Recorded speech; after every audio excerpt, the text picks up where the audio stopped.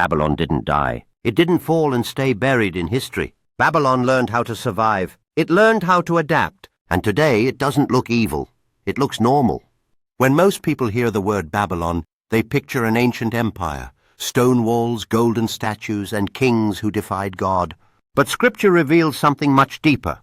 Babylon was never just a place on a map. It was a system, a way of thinking that says, build higher, move faster, depend on yourself. God can wait. From Genesis to Revelation, Babylon represents humanity's repeated attempt to create a world where God is unnecessary.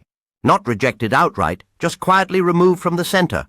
And that is why Babylon is so dangerous, because it doesn't always attack faith. Sometimes it slowly replaces it.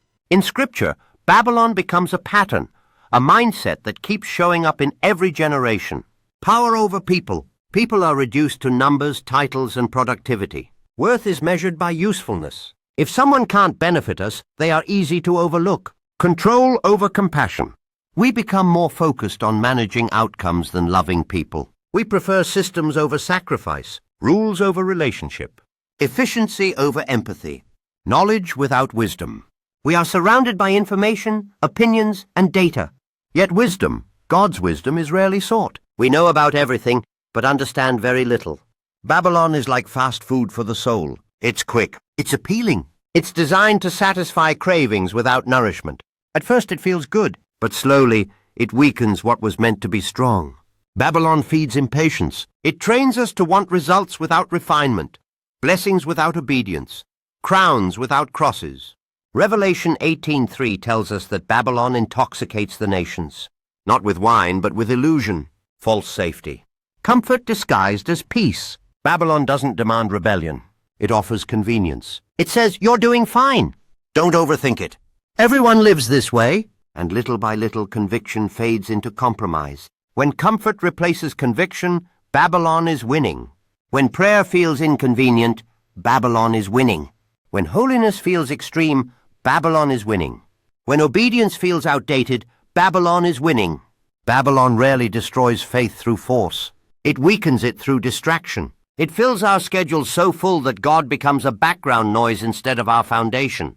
This message isn't about condemning the world. It's about examining ourselves. Have we traded depth for speed? Have we replaced surrender with control? Have we allowed convenience to shape our values more than Scripture? Because Babylon thrives wherever God is optional instead of essential.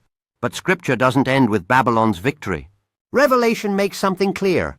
Babylon will fall. Every system built on pride eventually collapses. Every kingdom raised without God eventually crumbles. God calls his people to come out of Babylon, not physically but spiritually, to live differently, to love deeply, to walk humbly, to choose faith over comfort. Babylon may evolve, but God remains the same. So the real question is not whether Babylon still exists. The real question is, who are we becoming in the middle of it? Choose conviction over comfort. Choose wisdom over noise. Choose God over control. If this message spoke to your heart, don't forget to like, share, and subscribe to Sight Kids and Niños Vision.